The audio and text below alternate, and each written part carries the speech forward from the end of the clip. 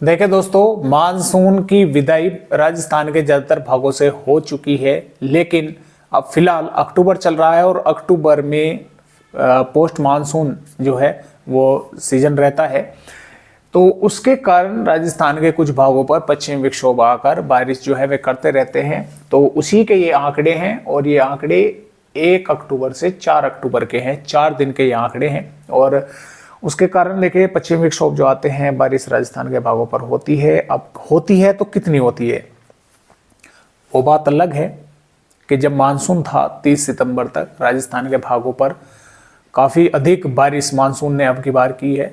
कई साल के रिकॉर्ड तोड़े हैं, कई जिलों पर तो काफ़ी ज़बरदस्त बारिश हुई है।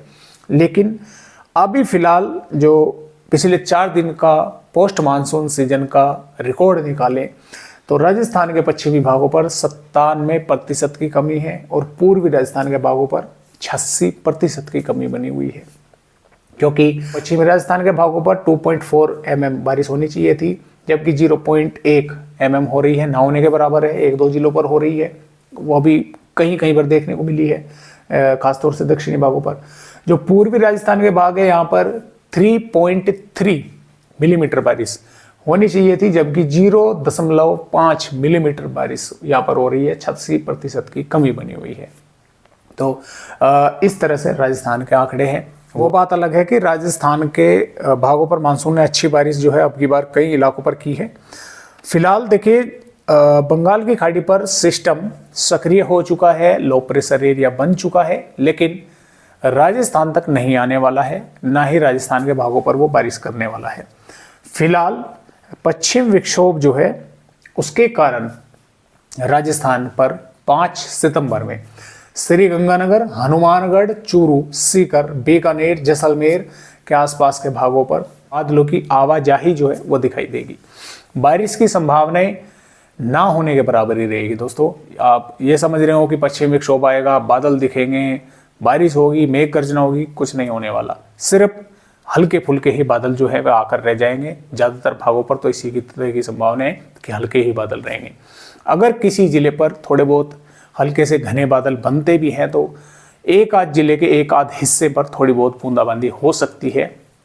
आप ये मान के चले कि 90% बारिश नहीं होगी, 10% की ही संभावना है कि कुछ भागों पर कहीं कहीं पर थोड़ी बहुत बूंदाबांदी हो सकती है। जैसलमेर, भीलवाड़ा के आसपास के, जोधपुर के भागों पर भी वैसे बादल दिखेंगे। बारिश की संभावना फिलहाल के अपडेट के अनुसार काफ़ी कम है, क्योंकि जो पश्चिमी विक्षोभ है वो पहाड़ी राज्यों पर तो ये पूरी तरह से आ ही नहीं रहा।